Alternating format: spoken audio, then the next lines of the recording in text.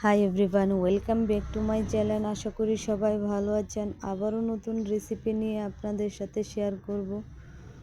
মোরব্বা বা টুটি ফুটি বলেন, যেটাই বলেন, আমি আজ তরমুজের খোসা দিয়ে তৈরি করে দেখাবো এই সুন্দর মজাদার টুটি ফুটি। এই টুটি ফুটি যে কোনো মিনি কেক বা বড় কেক তৈরি করার সময় যদি দেন তাহলে দেখতে অনেক সুন্দর হয়। আশা করি আমার ভিডিওটা শেষ পর্যন্ত দেখবেন। এখানে আমি তরমুজের খোসাগুলো নিব।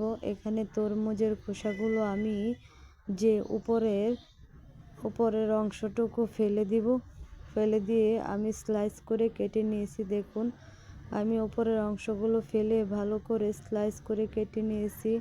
এটা বেশি বড় ধরনের স্লাইস করা যাবে না, ছোট ছোট করে কিউব করে কেটে নিতে হবে। এখানে আমি দিয়ে দিব একটি ফ্রাই প্যানে 2 কাপের মতো পানি দিয়ে এখন আমি দিয়ে দিব এই টুটি ফুটিগুলো।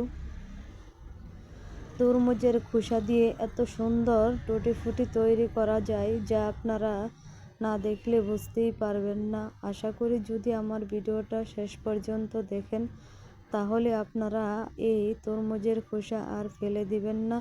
এই মজাদার সুন্দর রেসিপিটা তৈরি করে নিতে পারেন। এখানে দেখুন 50% সিদ্ধ করা হয়ে গেছে। এখন আমি ছেঁকে নিয়ে দিয়ে দিব আবারও ফ্রাই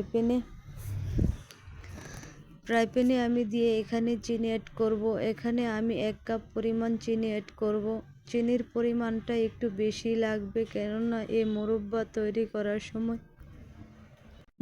তৈরি করতে একটু চিনি বেশি লাগে। এখানে আমি কোনো রকম পানি ব্যবহার করি নাই। দেখুন, আমার এই চিনি থেকে পানি বের হচ্ছে। এই পানিটা যতক্ষণ শুকনো না হবে ততক্ষণ পর্যন্ত আমি জাল করে নিব।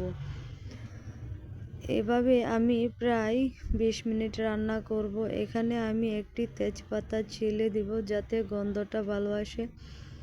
এখানে তেজপাতাটা আমি দিয়ে পরবর্তীতে আমি শুকানোর সময় তেজপাতাটা ফেলে দিব। দেখুন, আমার টুটি ফুটিগুলো দেখতে কতটা সুন্দর হয়েছে। পানিটা একবারে শুকনো হয়ে গেছে। চিনিগুলো দেখুন একেবারে এই তরমুজের খোসাগুলোর সাথে একবারে মাখো হয়ে গেছে। এখানে আমি কিছু কালার অ্যাড করব। এভাবে দেখতে ভালো লাগবে। কালার ব্যবহার করলে দেখতে অনেক সুন্দর হয়। আমি এখানে রেড কালার ব্যবহার করব। দিয়ে দিব 1 চামচের মতো রেড কালার আমি কম করে দিলে কালারটা লাল হবে না, দেখতে হলুদ কালার হয়ে যায়। দেখুন কতটা কমলা কালারের মতো হয়ে গেছে। এখন আমি ঠান্ডা করে শুকিয়ে নিব। শুকানোর পর আমি আপনাদের সাথে শেয়ার করব কেমন হয়েছে। এখানে আমি বেগুনি কালার ব্যবহার করব 1 চামচের মতো। কালারটা দেখুন একদম কালচে হয়ে গেছে। শুকানোর পর এই কালারটা বেগুনি হয়ে যাবে, দেখতে অনেক সুন্দর লাগবে। আশা করি দেখুন, আমার শুকানোর পর আমি একদিন রোদে দিয়ে শুকিয়েছি। দেখুন শুকানোর পর কতটা সুন্দর হয়েছে, খেতে তো দুর্দান্ত হয় এই মোরব্বাগুলো।